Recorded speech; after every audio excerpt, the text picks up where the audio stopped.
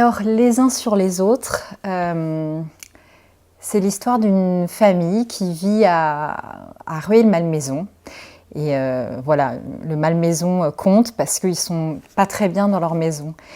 Ils ont une vie extrêmement fonctionnelle, avec un électroménager rutilant, mais ils ne se parlent pas ou très peu. La mère ne parle qu'en onomatopée, elle appelle ses enfants non-stop à table, mais personne ne vient jamais. Le père, dès qu'il peut partir, il part. Il a un travail de chercheur au CNRS, mais il n'est jamais là. À un tel point que les enfants pensent que c'est Jean-Claude Roman et qu'il va finir par tous les trucider, parce qu'ils doutent du fait qu'il travaille vraiment au CNRS. Et les deux adolescents ont des pratiques un peu spéciales. Il y en a un qui est fan de chirurgie, et donc il commande souvent des outils sur Internet, il s'appelle Robin. Et il fait des expériences chirurgicales sur le chien.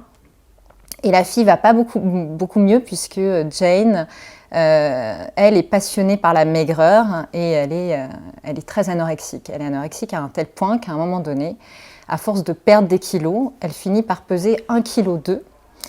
Et donc, elle devient transparente dans cette famille. Mais le père ne le remarque même pas qu'elle est transparente puisque de toute façon, même quand elle est là, il ne la voit pas.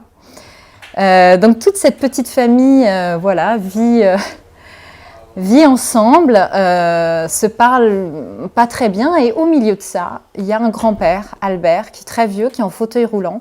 C'est un homme que la mère a décidé de ne pas mettre en maison de retraite. Ils ont décidé de s'en occuper.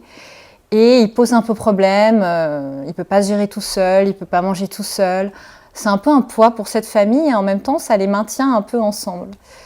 Et suite à une blague des adolescents, la pièce est assez noire, faut le dire, suite à une blague des adolescents, où Jane, qui est devenue donc transparente, se fait passer pour le fantôme de la femme du grand-père, puisque cette femme est morte depuis très longtemps, le grand-père a une crise cardiaque et meurt. Et il laisse une lettre, c'est-à-dire que après l'enterrement, la famille se retrouve et décide de lire la lettre que le grand-père a laissée pour cette famille qui est si dysfonctionnelle. Et dans cette lettre, il y a des révélations assez incroyables en fait, sur l'origine de cette famille, sur la mort de la grand-mère.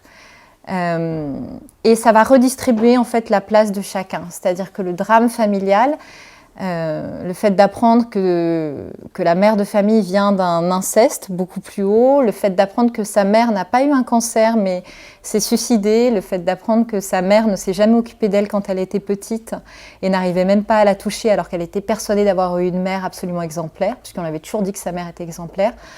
À la lumière de ça, elle va revoir toute sa vie, toute sa famille, et voilà. Et la famille va se rassembler petit à petit et retrouver un langage qui est beaucoup moins fractionné, beaucoup moins sectionné. Et voilà, c'était une façon finalement de rendre hommage aux drames familiaux, aux secrets de famille qui se révèlent. Et je suis très contente de le rééditer parce que je tiens très très fort à ce texte. Voilà, il me suit, il me hante, il me permet de revoir ma propre famille sous une lumière différente. Il me permet aussi de questionner mes parents sur mon histoire familiale. Et depuis que je suis maman, je trouve que c'est encore plus intéressant de rééditer, de réécrire certains passages. Voilà, parce que je l'ai écrite en 2011, quelque chose comme ça. Et puis on est en 2020. Et beaucoup de choses aussi ont bougé dans ma perception de la généalogie et de l'histoire familiale. Voilà.